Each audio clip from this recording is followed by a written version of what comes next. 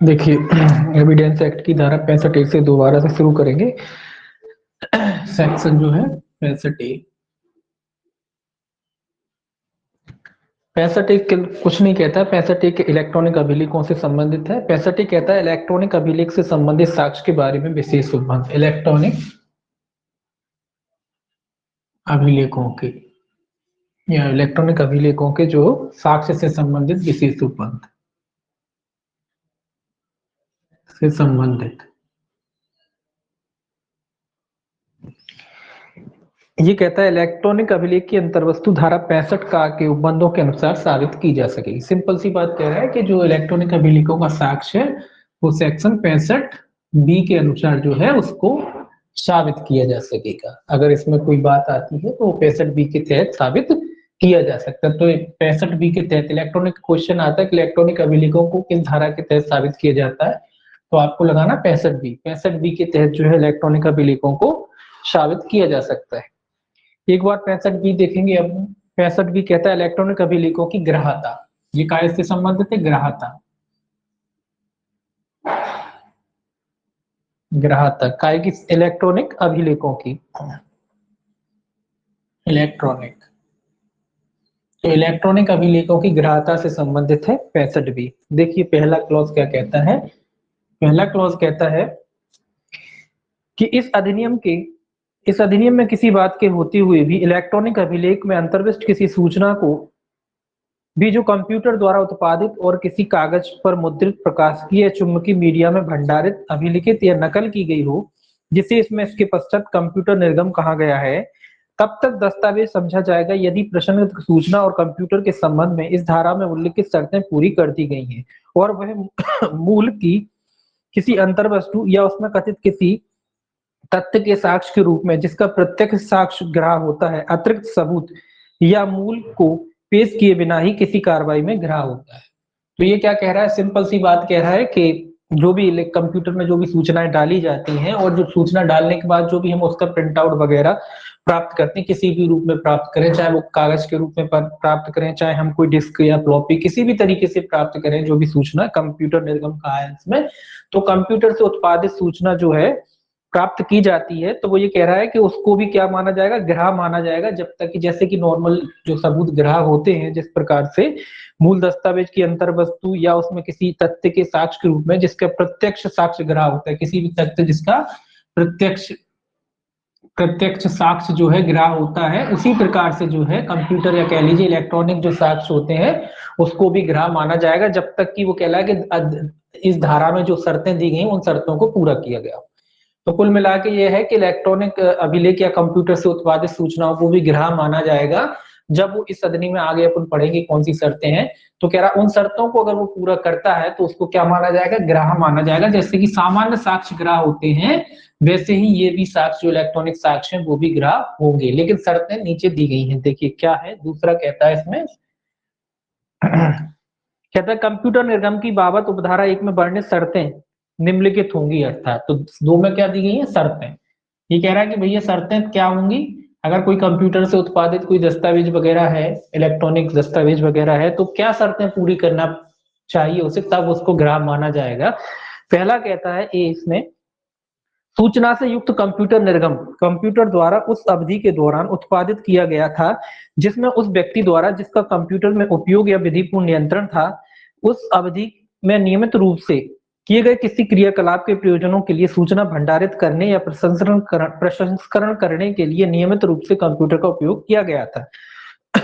प्रसंस्करण का अर्थ होता है विनिर्माण, जब सूचना बनाई जाती डाटा उसमें डाला जाता है वो। तो पहली शर्त क्या है? पहली शर्त तो ये सिंपल सी शर्त है पहली कि जिस व्यक्ति के क्या कहते हैं कंट्रोल में कंप्यूटर था, जिस व्यक्ति की अभिरक्षा में, जिसकी भी अभिरक्षा में, जिस व्यक्ति की अभिरक्षा में कंप्यूटर था, अभिरक्षा मान लो या मान लो कि उसके कंट्रोल में था, जो कंप्यूटर ऑपरेटर है मान लो उसी का, जिस जैसे अपन किसी विभाग में काम करते हैं आपने देखा होगा, और मान लो आजकल तो सब कंप्यूटराइज हो गया है, तो पर्टिकुलर जो व्यक्ति रहता है उसी के लिए रहता है। तो ये उसी की बात कह रहा है कि जिस व्यक्ति की अभिरक्षा में कंप्यूटर था उसी के द्वारा उसमें डाटा डाला गया, किसी और का उसमें हस्तक्षेप नहीं है, तो माना जाएगा कि वो कंप्यूटर में जो सूचना डाली गई वो क्या है? वो सूचना सही है। ऐसा है जैसे कि आप कोई भी मान लो बैंक में कंप्यूटर जितने कर्मचारी होते हैं सब होते हैं, सबके पर्टिकुलर कंप्यूटर होते हैं, सबकी पर्टिकुलर आईडी होती है, तो अपनी अपनी आईडी डाल के क्या करते हैं, उस पर काम करते हैं। तो ऐसे ही वो कह रहा है कि जिस व्यक्ति का भी कंप्यूटर था उसी के कब्जे में था, उसी के द्वारा उसमें सूचना भरी जाती, किसी अन्य व्यक्ति का उसमें हस्तक्षेप नहीं था। तो ऐसी सूचना अगर कंप्यूटर से डाली जाती है और बाद में उत्पादित की जाती है, जो सूचना निकाली जाती है, तो माना जाएगा कि वो सूचना ग्राह्य है, यानी उस सूचना को क्या करना जाएगा, ग्राह्य योग्य माना जाएगा, उसको ग्रहण किया जा सकता है, कि मतलब उसके साथ किसी भी प्रकार का छेड़खानी नहीं हुई है। ठीक है।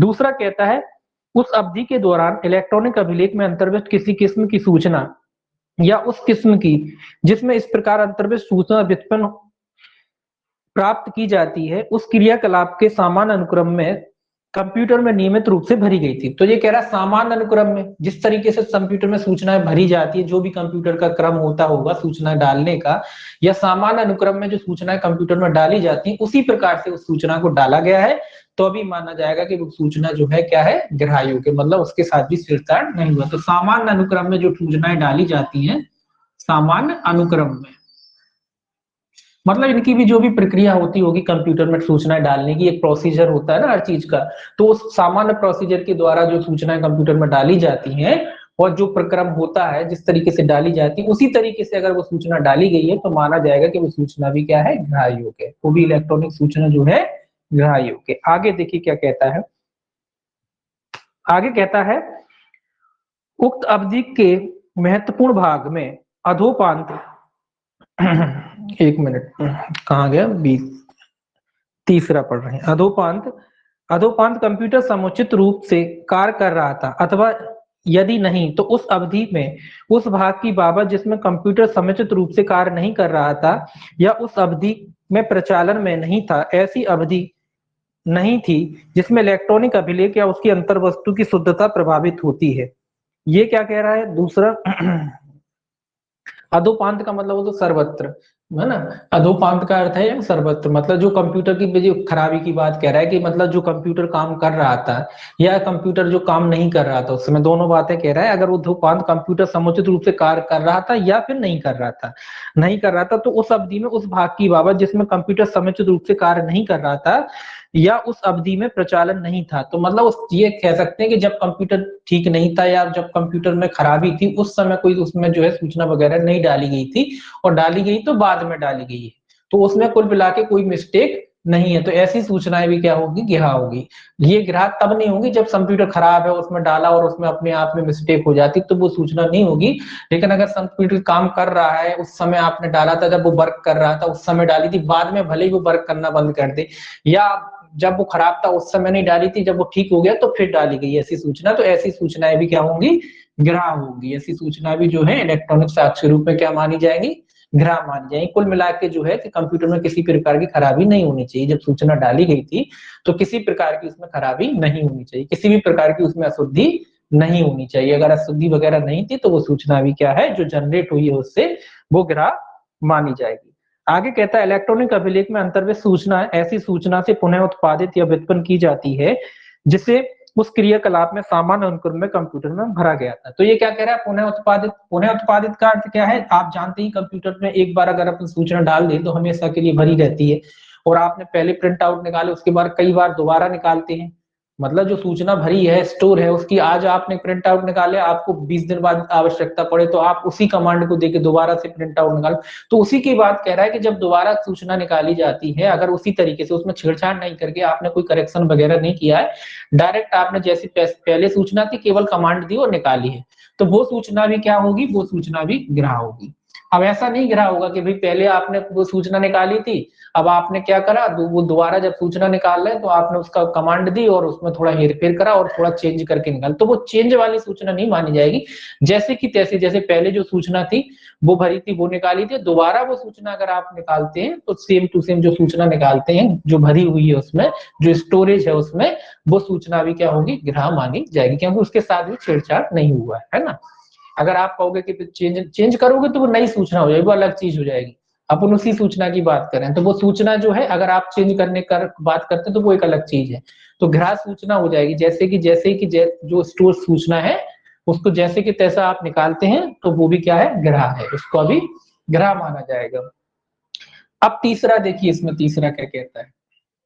तीसरा कहता है कि जहां किसी अवधि में उपधारा 2 के खंड का में यथा उल्लिखित उस अवधि के दौरान नियमित रूप से किए गए किन्हीं क्रियाकलापों के प्रयोजनों के लिए सूचना के भंडारण या प्रसंस्करण का कंप्यूटर कार्यों द्वारा नियमित रूप से निष्पादित किया गया था, चाहे वह, ये कह रहा है कंप्यूटर भंडारित सूचना, स्टोरेज सूचना, प्रसंस्करण मतलब उसके निकालना या उससे बनाना, प्रसंस्करण मतलब बनाना।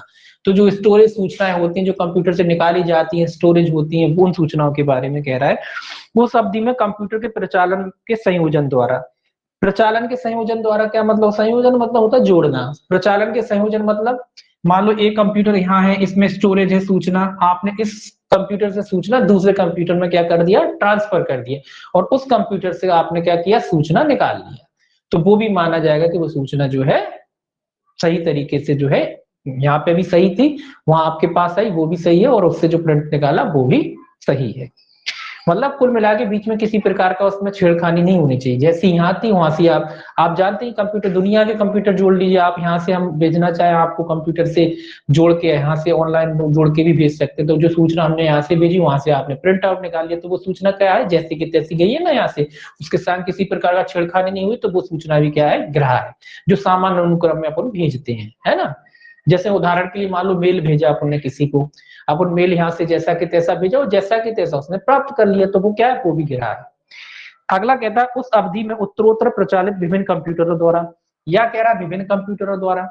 मान लो आपने 4 कंप्यूटर जोड़ रखे हैं, बी सी और डी, इस तरीके से जोड़ रखे हैं, और जिसको जरूरत थी उसने अपने अपने हिसाब से निकाल लिया, इसने भी निकाल लिया, यहाँ भी निकाल लिया, 3-4 जगह भेजना थी, 3-4 कंप्यूटर जुड़े हुए हैं, या मान लो एक ही आपका वर्क प्लेस है, उसमें 4-5 कंप्यूटर जुड़े हुए हैं, उसमें आपस में चूंकि इंटरकनेक्ट है, तो आप जिसको जरूरत होती निकाल लेता है, तो वो सारी सूचनाएं भी क्या है, ग्रह है, क्योंकि वो मेन कंप्यूटर से सर्वर से जुड़ी रहती है, और वो पूरी सब में जो डिटेल होती है एक ही होती है, उसमें हेर फेर नहीं होता, कि ऐसा नहीं होता कि इसमें अलग होगी, इसमें अलग होगी, इसमें अलग होगी, ऐसा नहीं होता है। सूचना एज इट इज होती है तीनों में, है ना, इसीलिए वो सूचनाएं भी क्या होती है, ग्रह होती है। आगे कहता है उस अवधि में उत्तरोत्तर प्रचालित कंप्यूटरों के विभिन्न संयोजनों द्वारा,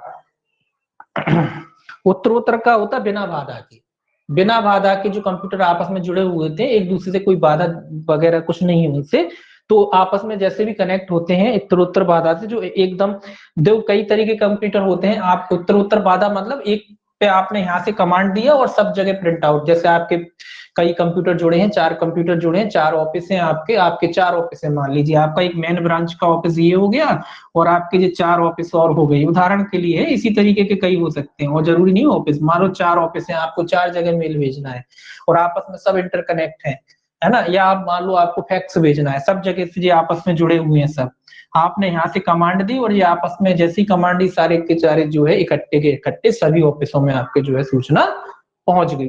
तो ये कह रहा है इस तरीके से भी अगर सूचना प्राप्त की जाती तो वो भी क्या है, ग्रह है।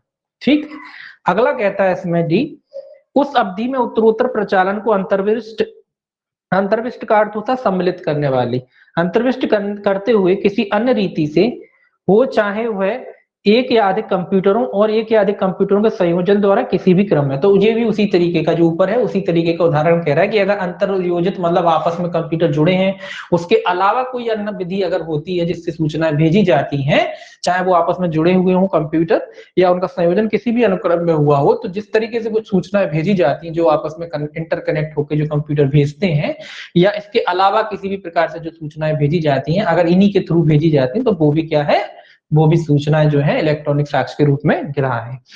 आगे लिखा है उस अवधि के दौरान उस प्रयोजन के लिए कंप्यूटर की के लिए उपयोग किए गए सभी कंप्यूटर इस धारा के प्रयोजनों के लिए एकल कंप्यूटर के रूप में माने जाएंगे, और इस धारा में कंप्यूटर के प्रति निर्देश तदनुसार अर्थ लगाए। अब ये क्या कह रहा है, ये कह रहा है मान लो मैंने कहा ना ये 4 अच्छा कंप्यूटर है, ये मेन कंप्यूटर है, ये 4 कंप्यूटर, तो वो ये कह रहा है इन सारे कंप्यूटरों को एकल ही कंप्यूटर माना जाएगा, एक ही कंप्यूटर माना जाएगा।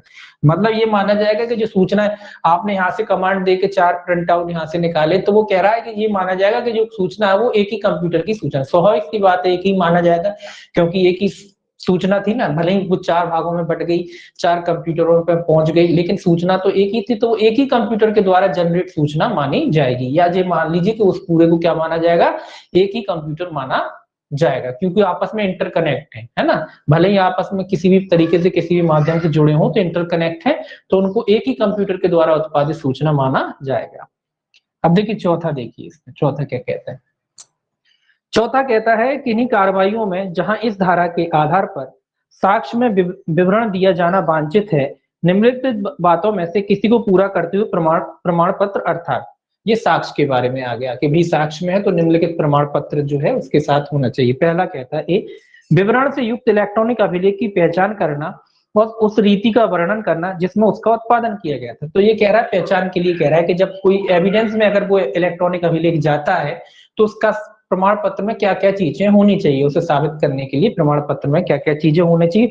विवरण से युक्त इलेक्ट्रॉनिक अभिलेख की पहचान करना, तो जो विवरण जो भी उसमें है उसकी पहचान संबंधी कोई चीज होनी चाहिए, और उस रीति का वर्णन करना जिससे उसका उत्पादन किया था। तो पहचान और रीति, कुल मिला के पहचान और रीति, रीति मतलब जिस तरीके से वो सूचना बनाई गई थी, जनरेट की गई थी, तो उसके बारे में उसका साक्ष्य होना चाहिए जो आप पेश करते हो। तो जब इलेक्ट्रॉनिक अभिलेख पेश करते हैं, आपने शायद देखा हो जब कोर्ट में पेश किए जाते हैं तो इसका एक डाटा वाला जो पन्ना रहता है वो भी पेश किया जाता है। उसमें डाटा, हालांकि वो समझ में नहीं आता, कोई को भी नहीं आता हुआ, एक प्रिंट आउट रहता है उसमें डाटा रहता है पूरा, उसमें पूरा डाटा की जो रहता है ना, जैसे आप देखो एक डाटा सीडी रहती है, उस तरीके से एक डाटा प्रिंट आउट में निकाल के दिया जाता है। तो उससे समझ में आता है कि जो हाँ इस तरीके से इस जनरेट, वो कोडिंग वर्ड वाला जो कह लीजिए कोडिंग का जो होता है ना वो रहता है। तो उसी के बारे में कह रहा है कि किस रीति से बनाया गया या पहचान जो है वो उस समय से। आगे कहता है उस इलेक्ट्रॉनिक अभिलेख के उत्पादन में अंतर्विष्ट किसी युक्ति को ऐसी विशिष्टियां देना जो यह दर्शित करने के प्रयोजनों के लिए समुचित हो कि इलेक्ट्रॉनिक अभिलेख का कंप्यूटर द्वारा उत्पादित किया गया था। तो ये कोई ऐसी विशिष्टियां वगैरह जो है इलेक्ट्रॉनिक उत्पादन में अंतर्गत किसी विशिष्टियां वगैरह, मतलब उसके बारे में कोई विशिष्टि वगैरह, पहचान विशिष्टि मतलब कोई विशिष्टि या कह लीजिए पहचान कोई विशेष, जिससे समझ में आए कि जो दस्तावेज है वो सिलेक्ट कंप्यूटर के द्वारा ही क्या किया गया था, निकाला गया था, है ना। अभी यहाँ तो गिरा हो गए, लेकिन इसके न्यायालय को कैसे बताओगे आप कि भाई ये उसी कंप्यूटर का साक्ष्य है। तो उसके लिए जो है आपको उसकी पहचान देनी पड़ेगी, किस रीति से तैयार किया गया, किस प्रोसीजर से तैयार किया गया वो बताना पड़ेगा। साथ ही कोई विशिष्टि वगैरह हो उसकी पहचान करने के लिए वो भी आपको उसमें बतानी पड़ेगी, ठीक है। आगे कहता है ऐसे विषयों में से किसी एक पर कार्रवाई करना जिसे उपधारा 2 में उल्लिखित शर्तें संबंधित हैं और किसी ऐसे व्यक्ति द्वारा हस्ताक्षर किए जाने के लिए तात्पर्य होना जो सुसंगत युक्ति के प्रचालन या सुसंगत क्रियाकलाप के संबंध में जो भी समुचित हो, प्रबंध में उत्तरदायी पदीय हैसियत में हो, प्रमाण पत्र में कथित किसी विषय का साक्ष्य होगा और इस उपधारा के प्रयोजनों के लिए किसी ऐसे विषय के लिए यह कथन पर्याप्त होगा कि यह कथन करने वाले व्यक्ति के सर्वोत्तम ज्ञान और विश्वास के आधार पर कहा गया। तो कुल मिला के ये कह रहा है कि जो भी व्यक्ति के कंट्रोल में था वो एक तरीके से एक सर्टिफिकेट देगा, उस पर अपने हस्ताक्षर करेगा और ये भी साथ में लिखेगा कि उसके ज्ञान के आधार पर या उसके द्वारा जो है या उसकी निगरानी में जो है वो क्या किया गया था, जो अभिलेख वगैरह बनाया गया था, कंप्यूटर में डाला गया था, उसकी जानकारी के हिसाब से सही है। तो इतना कहना पर्याप्त है। तो इतना एक तरीके से उसका एक सर्टिफिकेट हो जाएगा और वो जो है न्यायालय में पेश किया। जो भी अधिकारता रखने वाला व्यक्ति, वो भी जो सक्षम व्यक्ति होगा, जिसकी भी मॉनिटरिंग में वो बना होगा या जिसके भी निर्देशन में बना होगा, उस सूचना का वो साक्ष्य दे सकता है। मतलब एक प्रमाण पत्र भी उसके साथ में दिया जाएगा, जिसने भी बनाया, जिस भी अथॉरिटी ने बनाया उसके साथ एक उसका सूचना का, इस बात का प्रमाण पत्र की ये जो सूचना है बिल्कुल सत्य है, ठीक। पांचवा कहता है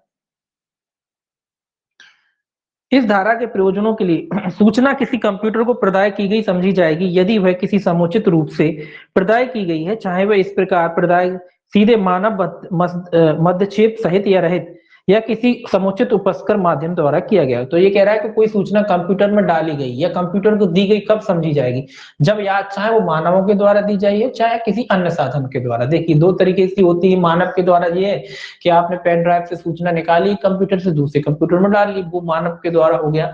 या आजकल पेन ड्राइव की भी जरूरत नहीं पड़ती, डायरेक्ट ही डाटा आप देखते हैं इंटरनेट के माध्यम से डायरेक्ट ही डाटा एक कंप्यूटर से दूसरे कंप्यूटर में चला जाता है, तो उस तरीके से भी हो सकता है। तो दोनों तरीके से जो है सूचना को क्या हो सकता है, आदान प्रदान हो सकता है। उसी के बारे में कह रहा है कि किया गया प्रदान सीधे किसी कंप्यूटर में समुचित उपस्कर के माध्यम से किया गया, मतलब किसी भी माध्यम से, किसी भी तरीके से, जो भी समुचित उपस्कर हो, उपस्कर मतलब कोई भी साधन वगैरह हो, उसके माध्यम से किया गया हो, माना जाएगा कि वो कंप्यूटर में सूचना डाली गई है।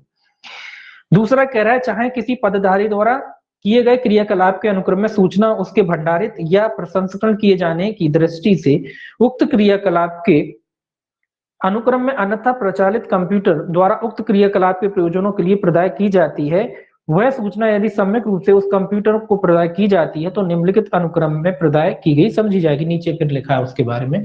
ये क्या कह रहा है, किसी समुचित प्राधिकारी मतलब किसी अथॉरिटी के अधीन अगर कोई सूचना दी जाती है और उसके आदेश के अनुसार अगर किसी कंप्यूटर में डाली जाती है तो भी मानी जाएगी कि जो सूचना है मतलब सही तरीके से जो है कंप्यूटर में डाली गई है। ये माना जाएगा कि वो सूचना जो है सही तरीके से कंप्यूटर में डाली गई। तो ये तरीके बता रहे हैं, कंप्यूटर में सूचना के तरीके बता रहे हैं, चाहे वो मानव के द्वारा डाली गई हो या अन्यथा डाली गई हो। अगर जो तरीके होते हैं, जिस तरीके से सूचना डाली जाती है नॉर्मली, तो उस माना जाएगा कि सूचना जो है सही तरीके से कंप्यूटर में डाली गई। अगर किसी अथॉरिटी के अधीन कोई सूचना दी, उसके कहने पर डाली जाती है और वो भी जो तरीका होता है उसके अनुसार उसे डाला जाता है, तो भी माना जाएगा कि सूचना जो है सही तरीके से कंप्यूटर में डाली गई। अगला कहता है कंप्यूटर कंप्यूटर उत्पाद को कंप्यूटर द्वारा उत्पादित समझा जाएगा, चाहे वह इसके द्वारा सीधे उत्पादित हो या मध्य हस्तक्षेप सहित या रहित किसी समुचित उपस्कर के माध्यम से। तो ये कह रहा है कंप्यूटर उत्पाद, अभी ऊपर अपन ने पढ़ा था कंप्यूटर उत्पाद मतलब जो कंप्यूटर में सूचना डाली जाती है उसको जो प्राप्त किया जाता है प्रिंट आउट के माध्यम से, उसको कंप्यूटर उत्पाद कहते हैं। तो ये कह रहा है कि वो जो सूचना कंप्यूटर में डाली गई थी, जो कंप्यूटर से या तो डायरेक्टली प्राप्त कर ली गई हो कंप्यूटर से, या किसी अन्य माध्यम से प्राप्त कर ली गई हो, किसी अन्य तरीके से प्राप्त कर ली गई हो, तो भी माना जाएगा कि जो सूचना है समुचित रूप से जो है कंप्यूटर में डाली गई। देखिए कंप्यूटर से डायरेक्ट प्रिंट आउट लगाया, आप हाल के हाल प्राप्त कर लो, मालूम नहीं लगाया तो आपने मेल कर दिया, फैक्स कर दिया, आजकल तो पीडीएफ बना के भी कर देते हैं, और वहां से किसी अन्य जगह से निकाल ली हो, तो भी माना जाएगा कि कंप्यूटर में सूचना इसी तरीके से जो है डाली गई थी। स्पष्टीकरण कहता है इस धारा के प्रयोजनों के लिए अन्य सूचना से व्युत्पन्न की गई कोई सूचना के प्रति कोई निर्देश, परिकलन, तुलना या किसी अन्य प्रक्रिया द्वारा उससे व्युत्पन्न प्रति के निर्देश होगा, ये कोई खास नहीं। ठीक है, तो इसमें जिस तरीके से जो सूचना है प्राप्त की जा सकती है, तो इसको थोड़ा सा ध्यान रखना, एक दो बार पढ़ना है, खास कोई नहीं है, लेकिन बीच बीच में ये जो अपन ने लास्ट वाला जो पढ़ा है इसमें ये पूछा जाता है कि किसी कंप्यूटर में जो सूचनाएं डाली गई कब डाली जाती, जैसे डाली गई थी वैसे ही डाली जाए और बगैर हस्तक्षेप के डाली जाए। कुल मिला के नॉर्मली जैसे कंप्यूटर में सूचना नॉर्मली डाली जाती है, अगर वैसे ही डाली जाती है तो माना जाएगा कि कंप्यूटर में सूचनाएं जो है सही तरीके से जो है डाली गई थी, किसी का उसमें मतलब कोई इसमें ये ना हो कि उसमें कोई ने कार्यस्थानी की हो। नॉर्मली जैसे डाली जाती है, जो अथॉरिटी होती है या जो डालने के लिए प्राधिकृत व्यक्ति होता है उसके द्वारा डाली जाती है, तो माना जाएगा कंप्यूटर में जो सूचना है सही तरीके से जो है डाली गई है। अब देखिए 66 कहता है पेश करने की सूचना के बारे में नियम 66, पेश करने की सूचना कहता है पेश। ये कहता है धारा 65 के खंड का में निर्दिष्ट दस्तावेजों की अंतर्वस्तु या द्वितीयक साक्ष्य तब तक ना दिया जाएगा, किसके बारे में कह रहा है कि धारा 65 के खंड का, 65 के जो खंड का है उसमें निर्दिष्ट दस्तावेजों की अंतर्वस्तु का द्वितीयक साक्ष्य तब तक ना दिया जाएगा। कह रहा है सेकेंडरी एविडेंस नहीं दिया जा सकता। कब तक नहीं दिया जा सकता? दिया जा सकता है, लेकिन कब तक नहीं दिया जा सकता? जब तक कि ऐसे द्वितीयक साक्ष्य देने की प्रस्तावना करने वाले पक्षकार ने उस पक्षकार को जिसके कब्जे में सक्तधीन वह दस्तावेज है या उसके अटर्नी या प्लीडर को उसे पेश करने के लिए ऐसी सूचना जैसी कि विधि द्वारा विहित है, और यदि विधि द्वारा कोई सूचना विहित नहीं है तो ऐसी सूचना जैसी न्यायालय मामले की परिस्थितियों के अधीन युक्तियुक्त समझता है ना दे दी हो।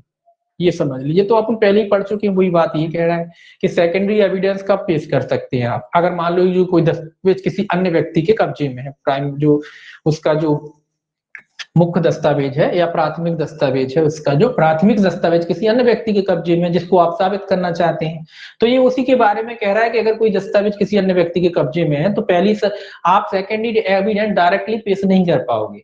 आप सेकेंडरी एविडेंस पेश कर सकते हो अगर आपके पास जो प्राइमरी एविडेंस है अगर नहीं है तो उसकी जगह आप सेकेंडरी एविडेंस पेश कर सकते हो, लेकिन उसके लिए कुछ शर्तें पूरी करनी होती है। शर्तें ये हैं कि अगर मान लो प्राइमरी एविडेंस किसी अन्य व्यक्ति के कब्जे में है तो ये कह रहा है सबसे पहले आपको उसको सूचना देनी पड़ेगी।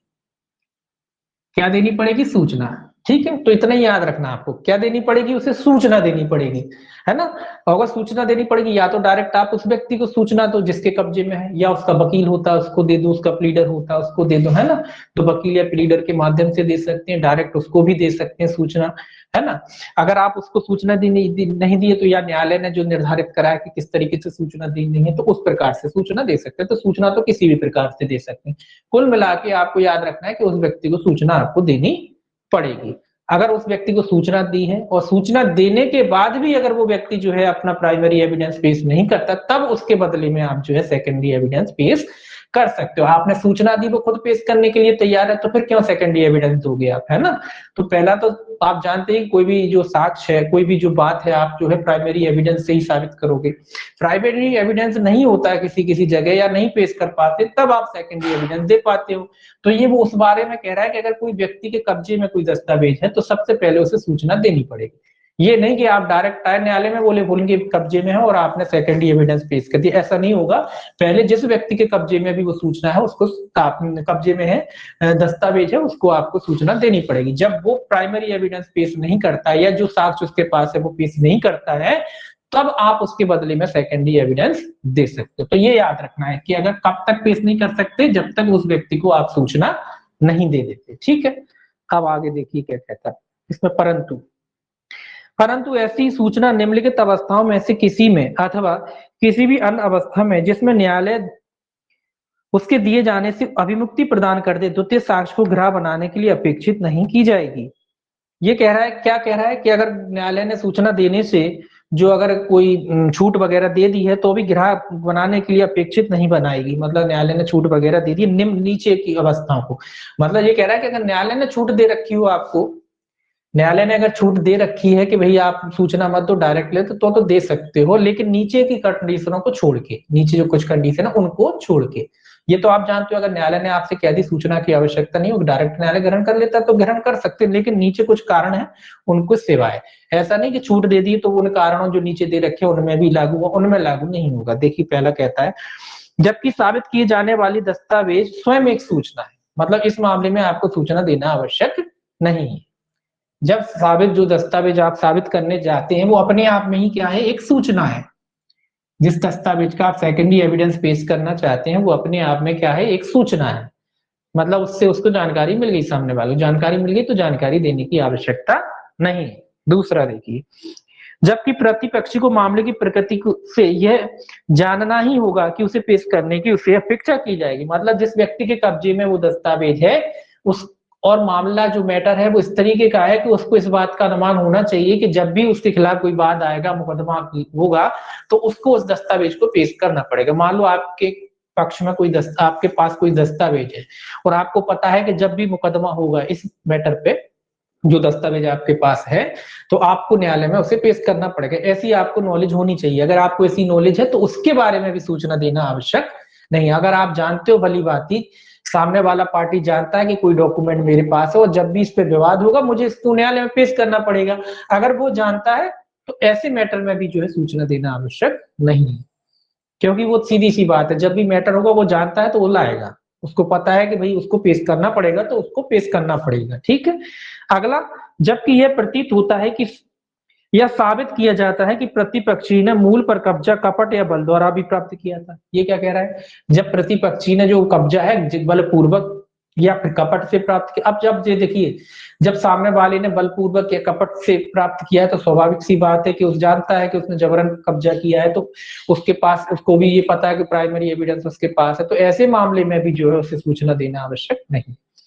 आगे कहता है, जबकि मूल प्रतिपक्षी या उसके अभिकर्ता के पास न्यायालय में है, जबकि न्यायालय में ही मान लो मूल प्रतिपक्षी के कब्जे में है या फिर न्यायालय में ही वो डॉक्यूमेंट लगा हुआ है पहले से, तो ऐसे मामले में भी जो है सूचना देना आवश्यक नहीं है। आगे कहता है, जबकि प्रतिपक्षी या उसके अभिकर्ता ने उसका खो जाना स्वीकार कर लिया है। जब वो पार्टी थी जिसके पास वो था, वो खुद कह रहा है कि खो गया है, हमारे पास है ही नहीं। जब वो कह रहा है ही नहीं तो सूचना देके करोगे क्या, तो उस मामले में भी सूचना देना आवश्यक नहीं है। आगे कहता है, जबकि दस्तावेज पर कब्जा रखने वाला व्यक्ति न्यायालय की आदेशिका की पहुंच के बाहर है या ऐसी आदेशिका के अध्ययन नहीं। अब ये बात तो आप जानते हैं कि अगर वो न्यायालय की आदेशिका के बाहर है, न्यायालय की अधिकार क्षेत्रता में ही नहीं आता या आदेशिका से बाहर है, तो ऐसे मामले में भी जो है उसको सूचना देना आवश्यक नहीं है। यहाँ पे फिर डायरेक्ट न्यायालय कह सकता है कि आप सेकेंडरी एविडेंस पेश कर दीजिए। तो दीदी 3-4 जो है 6 कारण है कुल, ये 6 कारण है जिसमें आपको सूचना देना आवश्यक नहीं है अगर न्यायालय कहता है आपसे, तो है ना। अगर न्यायालय इसमें आपको छूट देता है तो ये 6 वजह है जिसमें न्यायालय आपको सूचना देने से छूट दे सकता है। तो 6 कौन से 6 कारण है जो नीचे लिखे हैं, तो इन 6 कारणों से न्यायालय कह सकता, मना कर सकता है कि सूचना देने की आवश्यकता नहीं है। ठीक है ना, तो ये याद रखना है आपको। तो याद रखना है कि सेकेंडरी एविडेंस पेश करने के लिए पहला नियम ये है सूचना। और कुछ अपवाद हैं, इसके 6 अपवाद हैं जब न्यायालय आपसे कहता है कि सेकेंडरी एविडेंस डायरेक्ट पेश कर सकते हो। जो 6 वजह हैं जब आपको जो है उसको सूचना देना आवश्यक नहीं है, उस व्यक्ति को सूचना देना आवश्यक नहीं। सामान्य नियम है कि सूचना देंगे और बाकी न्यायालय जो है आपको छूट दे सकता है इन 6 नियमों में। ठीक है, 6 नियम के अलावा नहीं, केवल ये 6 नियमों में। अब देखिए 67 क्या कहता है, सेक्शन जो है 67, सेक्शन 67 कहता है जिस व्यक्ति के बारे में अभी कथित है कि उसके पेश की गई दस्तावेज को हस्ताक्षरित किया था या लिखा था, उस व्यक्ति के हस्ताक्षर और हस्तलेख का साबित किया जाना। ये हस्ताक्षर को साबित करना है। काय को साबित करना? हस्ताक्षर। हस्ताक्षर और लेख दोनों कह लीजिए, है ना, दोनों ही बातें हैं। हस्ताक्षर मतलब आप जिस व्यक्ति कोई दस्तावेज आपने पेश किया, अब ये बात आ जाती कि उसके साइन है या उसकी राइटिंग है या नहीं जिसने लिखा था, तो दोनों की बातें कह रहा है हस्ताक्षर के बारे में, हस्ताक्षरित किया था या लिखा था। तो दोनों की, राइटिंग की भी बात है और हस्ताक्षर की भी बात है। अब लेख की हो सकता है, हस्ताक्षर की भी हो सकता है कि जिसने लिखा है कि उसके वाकई में है या नहीं। तो इसको कैसे करेंगे? ये कहता है यदि कोई दस्तावेज किसी व्यक्ति द्वारा हस्ताक्षरित या पूर्णतः भागतः लिखी गई है, अभिकथित है, तो यह साबित करना होगा कि वह हस्ताक्षर या उस दस्तावेज के उतने हस्तलेख जितने के बारे में अभिकथित है कि वह उस व्यक्ति के हस्तलेख में है, उसके हस्तलेख हैं। ये क्या कह रहा है? तो ये कह रहा है अगर मान लो कोई डॉक्यूमेंट जो है अगर हस्ताक्षरित है या लिखा गया है, और आप अगर उसके हस्ताक्षर की वाली बात वाले पार्ट को साबित करना चाहते हैं या उसकी लेख वाली बात को साबित करना चाह रहे हैं, तो सबसे पहले आपको उसके हस्ताक्षर और लेख साबित करने पड़ेंगे, तभी वो दस्तावेज न्यायालय क्या करेगा? ग्राह्य करेगा। तो ये याद रखेंगे कि अगर ऐसा कोई दस्तावेज है जो हस्ताक्षरित है या लिखा हुआ है, और तो सबसे पहले आपको उसके हस्ताक्षर और लेख को साबित करना पड़ेगा, तभी न्यायालय उस पहले हस्ताक्षर साबित करेंगे, या अगर लेख की बात है तो लेख साबित करेंगे। जैसी भी स्थिति, हस्ताक्षर की बात है तो हस्ताक्षर पर अगर ऑब्जेक्शन है तो हस्ताक्षर, और लेख की बात है तो लेख। तो सबसे पहले हस्ताक्षर या लेख को साबित करेंगे, उसके बाद ही न्यायालय उस साक्ष्य को ग्राह्य करेगा। मान लो उदाहरण के लिए आप कोई सर्टिफिकेट न्यायालय में पेश कर रहे हो, है ना, अब कोई दूसरी पार्टी कहती कि साहब जी फलाने अधिकारी ने जारी ही नहीं करा, जो उसके साइन है ही नहीं है, तो न्यायालय आपका सर्टिफिकेट ग्रहण कर लेगा, लेकिन कब करेगा? पहले आपको उसके साइन साबित करने पड़ेंगे जो अधिकारी ने लिखे। अब वो कैसे होंगे, वो अलग प्रक्रिया होती है उसकी, तो पहले उसको साबित करना पड़ेगा, है ना।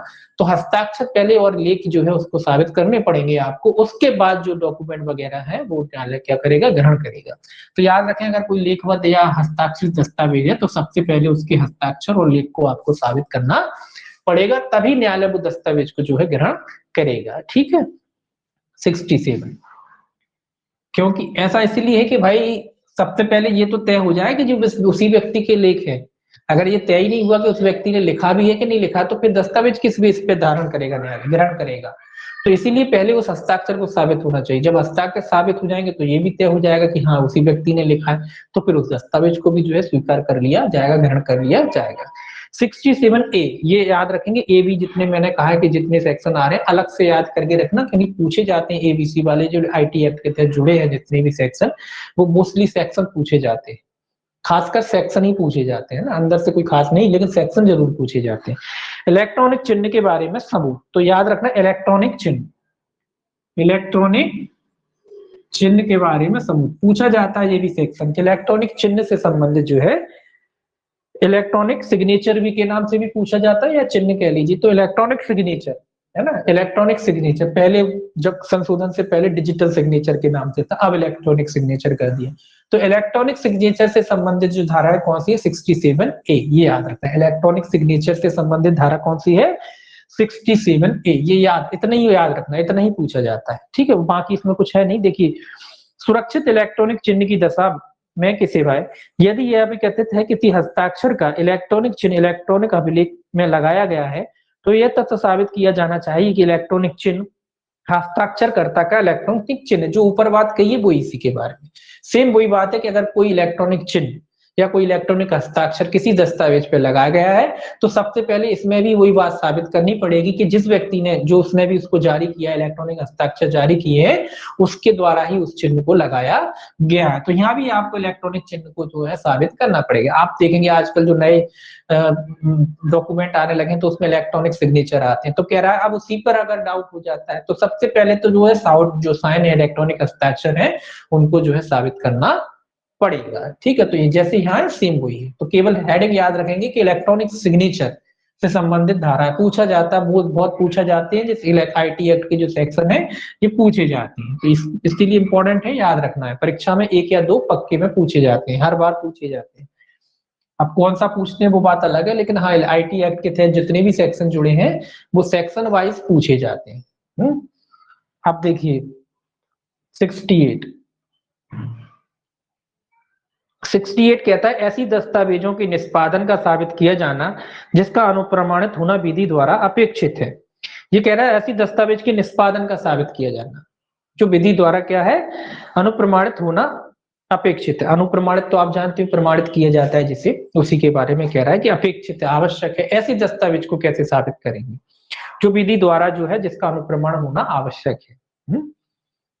ये कहता है यदि किसी दस्तावेज का अनुप्रमाणित होना विधि द्वारा अपेक्षित है तो उसे साक्ष्य के रूप में उपयोग में न लाया जाएगा जब तक कि कम से कम एक अनुप्रमाणित साक्षी यदि कोई हो, यदि एक अनुप्रमाणक साक्षी यदि कोई हो, कोई अनुप्रमाणक साक्षी जीवित है और न्यायालय की आदेशिका के अधीन हो तथा साक्ष्य देने के योग्य हो, उसका निष्पादन साबित करने के प्रयोजन से न बुलाया गया। परंतु बाद में देखेंगे ये क्या कह रहा है।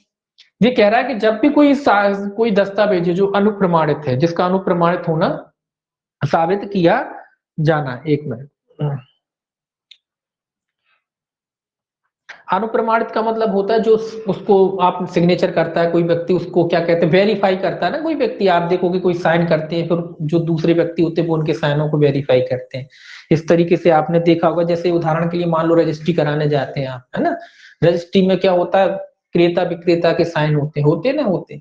उसके साथ में 2 गवाहों के साइन होते। तो वो 2 गवाह किस वजह से साइन करते हैं, 2 गवाह क्या करते हैं, उनके साइनों को वेरीफाई करते हैं कि फलाना व्यक्ति, हम जानते हैं, एक उसकी तरफ से हो जाता है, किनकी तरफ से, वो क्या वेरीफाई करते हैं, वो यही वेरीफाई करते हैं, हाँ ये फलाना व्यक्ति है, इसको मैं जानता हूँ, तो वो वेरीफाई करते हैं। उसी के बारे में कह रहा है कि अगर इस प्रकार का कोई साक्ष्य है जिसमें अनुप्रमाणन की आवश्यकता होती, प्रमाणित की आवश्यकता होती है, तो ऐसे में जो कह रहा है कि भाई कितने साक्षियों द्वारा उसे साबित किया जा सकता है। तो ये कह रहा है जितने भी साक्षी थे उसमें जिन्होंने भी गवाही दी थी, उनमें से केवल एक, ये याद रखें, केवल एक, ये याद रखना, यहाँ केवल एक साक्षी की आवश्यकता, एक साक्षी को बुला के उसे साबित किया जा सकता है।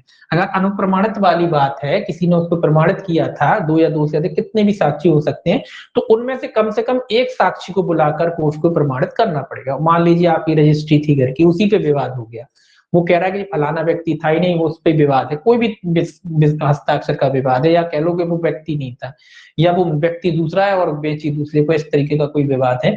तो ये कह रहा है कि उनमें 2 साक्षी जो साइन करते हैं, तो ये कहता है उनमें से किसी एक को बुलाया जाएगा और ये प्रमाणित करेगा वो व्यक्ति कि हाँ इन्हीं के जो है साइन थे। तो ये कह रहा है अगर ऐसी बात है तो उनमें से किसी एक साक्षी को बुला करके उसको साबित किया जा सकता है। ये भी याद रखना है, क्वेश्चन पूछा जाता है कि जब अनुप्रमाणन वाली बात हो तो कितने साक्षियों को बुला के साक्ष्य साबित किया जाता है। एविडेंस एक्ट में एक ही साक्षी, 2 नहीं होते आप, क्योंकि आप चले जाओगे टीपी एक्ट में, वहां अलग चीज होती है ना, वहां अलग होती, वहां 2 होते, वो अलग चीज है। तो यहाँ एविडेंस एक्ट की बात करें कि केवल एक साक्षी पर्याप्त है, 2 गवाह थे उनमें से केवल एक आ जाता है, या 2 से ज्यादा भी हो, चाहे जितने, उससे मतलब नहीं है, केवल एक साक्षी उनमें से बुलाया जाएगा और वो उसको प्रमाणित कर सकता है। तो याद रखेंगे कितने साक्षी, एक साक्षी के द्वारा जो है उसे प्रमाणित किया जा सकता है। तो एक साक्षी स्पेशल बार बार कह रहा हूँ इसलिए क्योंकि ये पूछा जाता है ना, लोगों, ये इसीलिए पूछा जाता है कि लोगों के मन में वो टीपी एक्ट घुसा रहता है ना, या और भी दूसरे एक्ट घुसे रहते हैं जहां लगभग 2 ही 2 होते हैं कि कितने साक्षी साबित करेंगे, बोले 2, लेकिन यहाँ 2 ना होके कितने, एक। और अगर एविडेंस में एक्ट में क्या कहता है, किसी अनुप्रमाणन वाली अगर बात है तो कितने साक्षियों की आवश्यकता, कम से कम एक साक्षी चाहिए। अनुप्रमाणन वाली बात, कौन सी बात में, अनुप्रमाणन जहां हुआ है, जहां किसी ने उसको प्रमाणित किया है, किसी साक्षी के द्वारा उस व्यक्ति की पहचान की गई है, तो ऐसे मामले में एक साक्षी की आवश्यकता होती है। अब देखिए परंतु क्या कहता है, परंतु ऐसे किसी दस्तावेज के निष्पादन को साबित करने के लिए जो बिल नहीं है और जो भारतीय रजिस्ट्रीकरण अधिनियम 1908 रजिस्ट्री की बात आ गई है ना, 1908 के उपबंधों के अनुसार रजिस्ट्रीकृत है, किसी अनुप्रमाणक साक्षी को बुलाना आवश्यक ना होगा जब तक कि उसके निष्पादन का प्रत्याख्यान उस व्यक्ति द्वारा जिसके द्वारा उसे निष्पादित होना तात्पर्य निर्दिष्ट ना किया हो।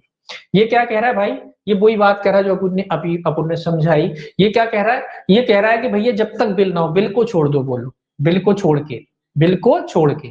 तो ये कह रहा है बिल को छोड़ दी जाए, वसीयत को छोड़ दिया जाए, उसके अलावा जो अगर कोई रजिस्ट्रीकृत कोई दस्तावेज है जिसका रजिस्ट्रेशन कराया गया है और उसमें कह रहा है रजिस्ट्रेशन के लिए सामान्यतः जरूरत नहीं है एक साक्षी की, अगर रजिस्ट्रेशन है तो कोई साबित करने की आवश्यकता नहीं है।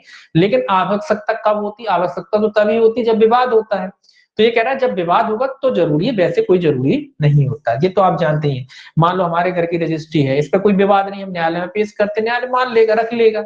लेकिन अगर उस पर कोई विवाद हो जाता है, सामने वाली पार्टी कहती कि भाई ये है ही नहीं, या जो दो लोगों के बीच में हुआ था करार खरीदा बेचे हुआ था, उनमें ही आपस में डिस्ट्रीब्यूट हो जाता, वो कहता मैंने इसको बेची नहीं, वो कहता साहब हमने हमने नहीं से खरीदा, इस तरीके का कोई डिस्ट्रीब्यूट हो जाता है ना।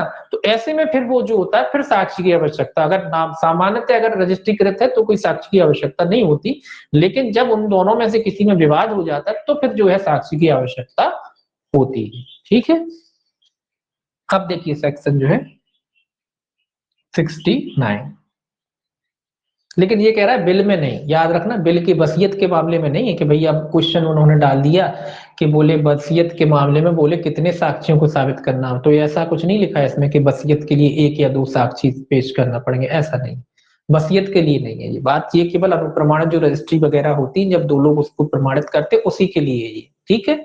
तो वहां एक साक्षी केवल पर्याप्त है जो साक्ष्य को दे करके साबित कर सकता है कि हाँ इन्हीं के जो है हस्ताक्षर थे, हमने हमारे सामने हुआ था, इनका लेन देन जो है हमारे सामने हुआ था और हम दोनों को भली भांति जानते हैं। ठीक है, देखिए 69 कहता है जब किसी भी अनुप्रमाणक साक्षी का पता ना चले तब सबूत। अब ये कह रहा है जब किसी भी अनुप्रमाणक साक्षी का पता ही नहीं चले तो फिर कैसे सबूत होगा। ये दूसरी कंडीशन आ गई कि भाई किसी अनुप्रमाणक साक्षी का पता ही नहीं पड़ता है तो क्या होगा।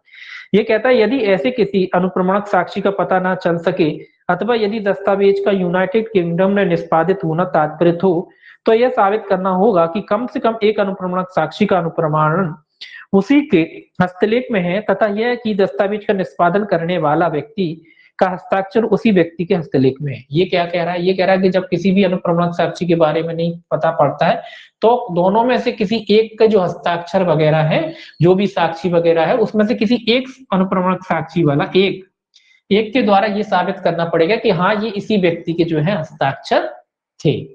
तो दोनों में से किसी का नहीं पता पड़ता तो भी एक जो अनुप्रमाणक साक्षी है जो ये साबित कर दे या जो व्यक्ति जानता हो इनके हस्ताक्षर को, उनमें से मान लो कोई अनुप्रमाणक साक्षी थे, दो पता नहीं पड़ रहा तो जो भी उनके हस्ताक्षर को जानता था, जो भी जानता है इन दोनों में से कि जो क्रेता विक्रेता होते हैं ना उनमें से दोनों के जो भी कोई हस्ताक्षर जानता था, उनके हस्तलेखों से परिचित व्यक्ति था, उसमें से किसी एक व्यक्ति का साक्ष्य दे करके उसको साबित किया जा सकता है। जो भी कुल मिला के अगर अनुप्रमाणक साक्षी नहीं है तब, अनुप्रमाणक साक्षी नहीं है तब जो भी व्यक्ति उनके हस्ताक्षर वगैरह से क्या है परिचित है, जानता है और ये साबित कर सकता है कि ये उन्हीं व्यक्ति के जो है हस्ताक्षर आदि है तो उसके द्वारा उसको साबित किया जा सकता है।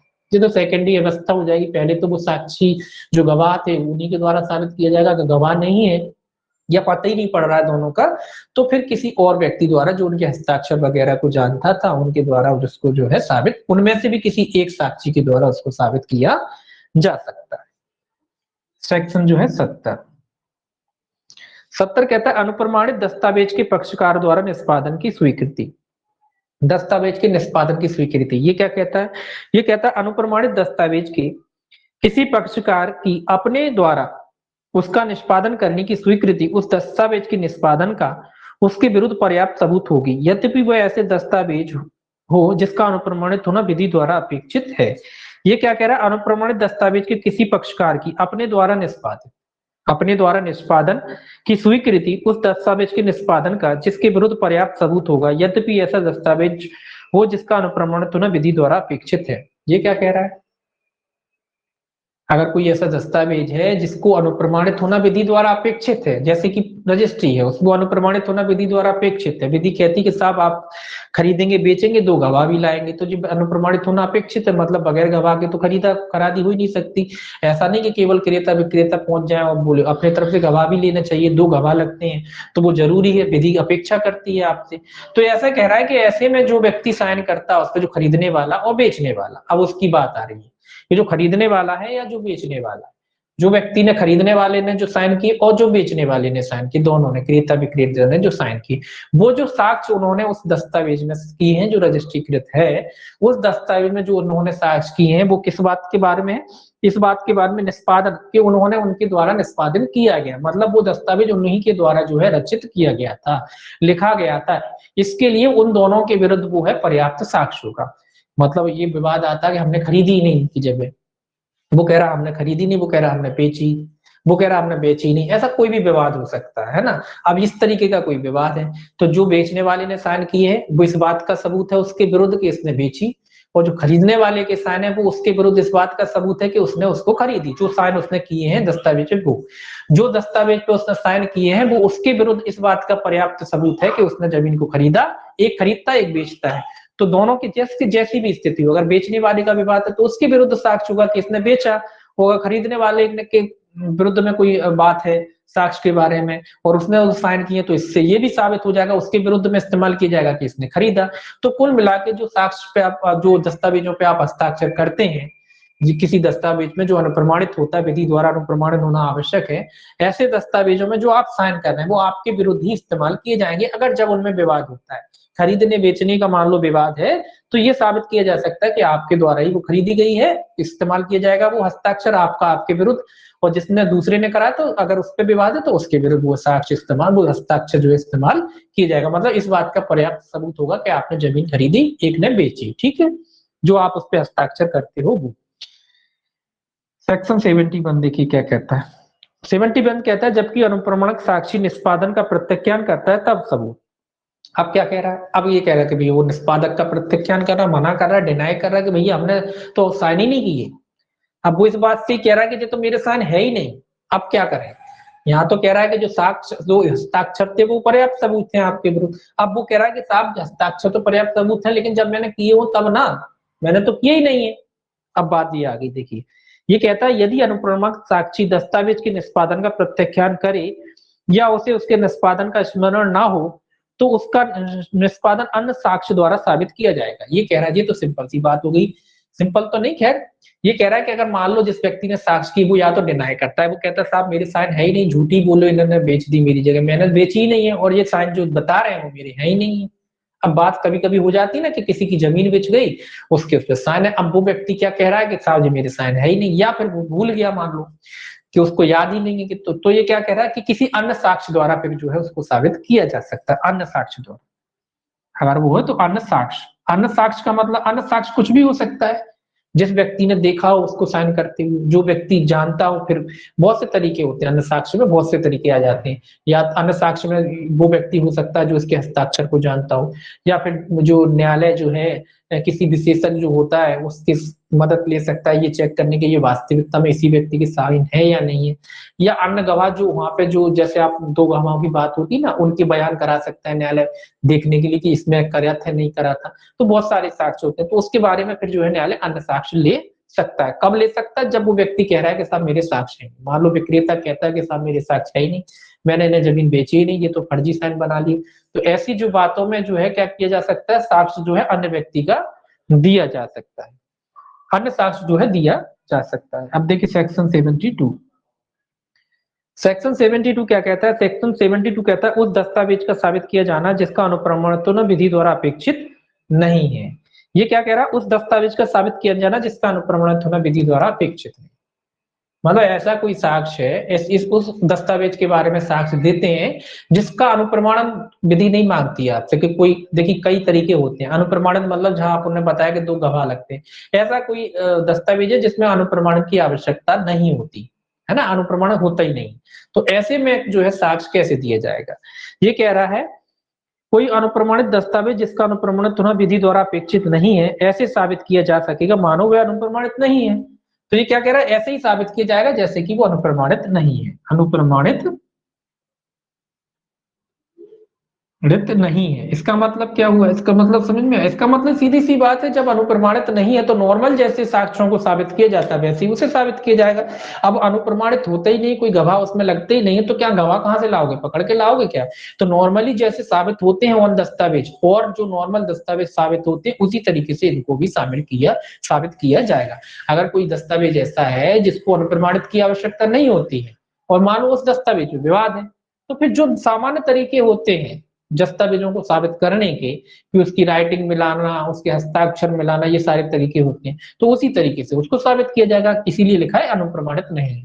तो ऐसे दस्तावेज को ऐसे ही साबित किया जाएगा जैसे कि वो अनुप्रमाणित नहीं है। तो अगर अनुप्रमाणन विधि द्वारा नहीं आवश्यक नहीं है तो फिर उसको ऐसे ही साबित किया जाएगा, है ना। जो साब अगर विधि अपेक्षा करती, देखिए दो चीजें होती हैं, विधि अपेक्षा करती है कि अनुप्रमाणित होना चाहिए, तो वहां तो फिर अनुप्रमाणन के द्वारा ही साबित किया जाएगा। जो गवाह होंगे उनको बुलाया जाएगा, देख पूछा जाएगा। लेकिन अगर विधि अपेक्षा नहीं करती है आपसे कि उसका अनुप्रमाणन होना चाहिए, वो भले ही आपने उसको रजिस्ट्रीकृत करा लिया, तो भी फिर उसको नॉर्मल साक्ष्य जैसे ही क्या किया जाएगा, साबित किया जाएगा। अब देखिए सेक्शन 73।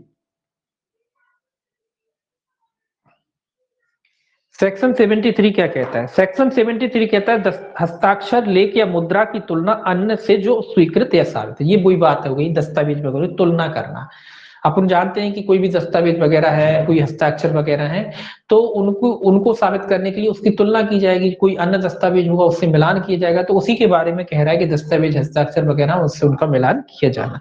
ये कहता है यह अपेक्षित यह अभिनिश्चित करने के लिए कि क्या कोई हस्ताक्षर, लेख या मुद्रा उस व्यक्ति की है जिसके द्वारा उसका लिखा या किया जाना तात्पर्य है, किसी हस्ताक्षर, लेख या मुद्रा की जिसके बारे में वह स्वीकृत है, या न्यायालय को समाधान रूप से उससे साबित कर दिया गया है कि वह उस व्यक्ति द्वारा लिखा या किया गया था, जिसने लिखा गया था, उसने जिसे साबित किया जाना है, तुलना की जा सकेगी यद्यपि वह हस्ताक्षर, लेख या मुद्रा किसी अन्य प्रयोजनों की पेश या साबित ना की गई हो।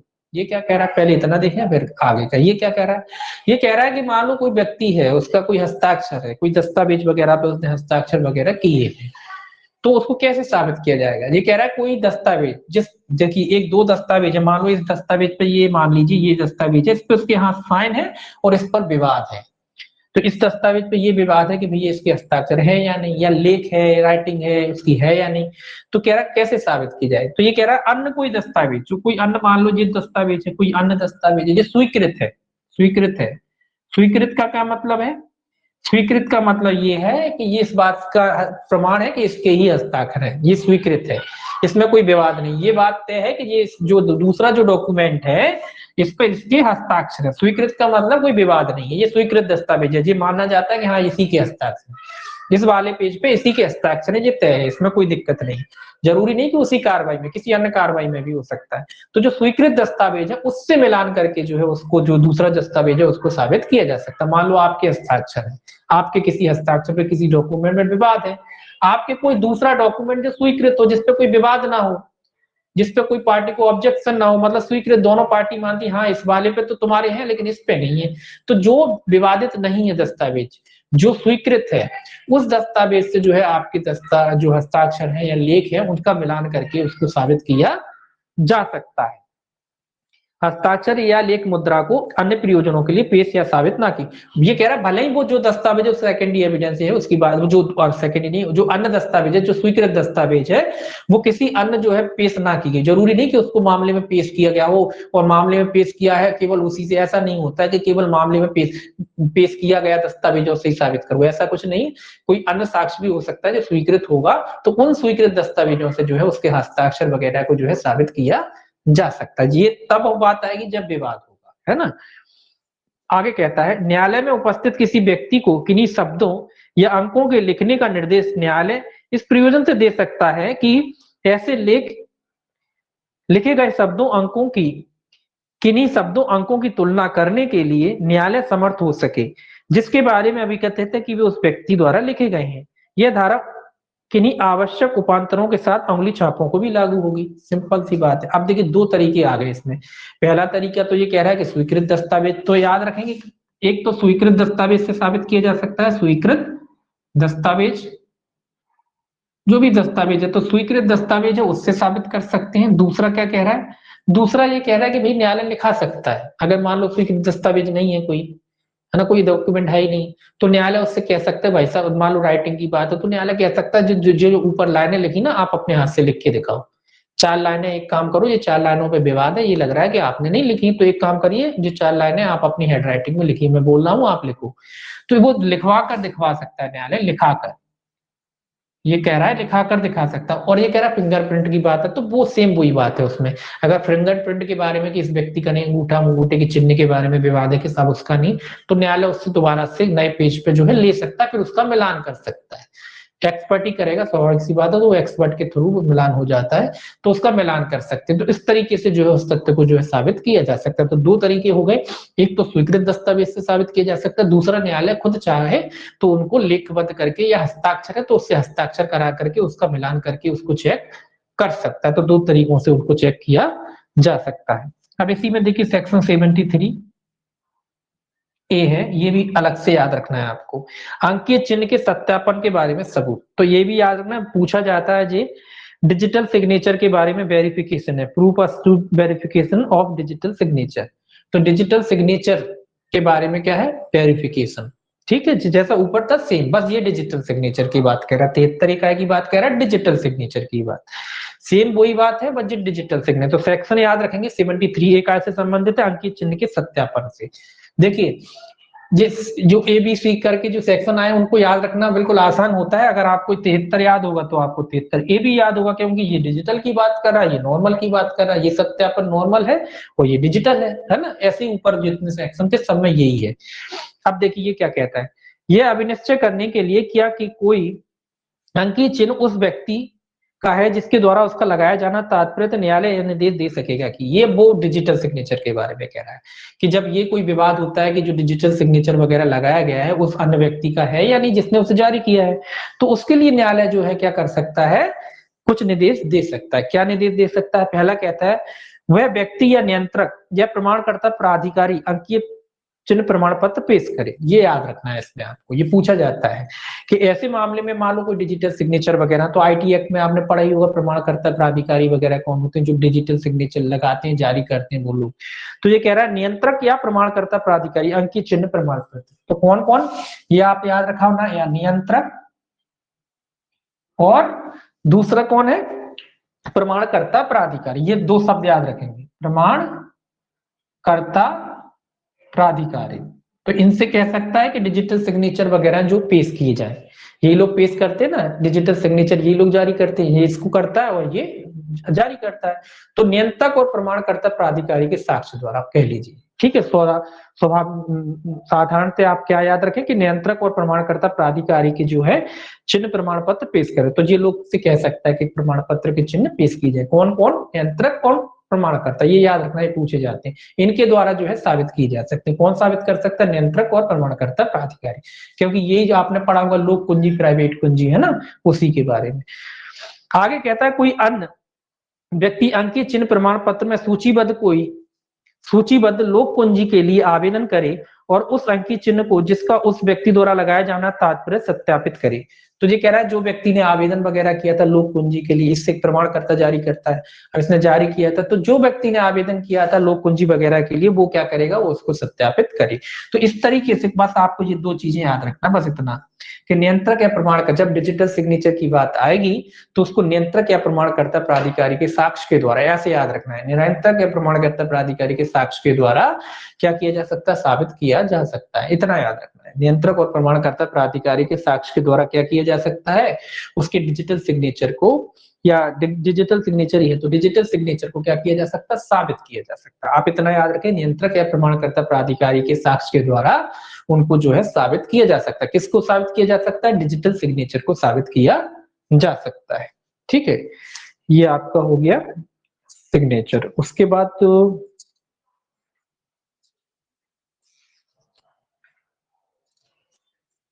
उसके बाद कल रहने दीजिए, जो थोड़ा सा अलग टॉपिक है, लोक दस्तावेज वगैरह है, प्राइवेट दस्तावेज, लोक दस्तावेज कौन से होते हैं, प्राइवेट दस्तावेज कौन से होते हैं, है ना।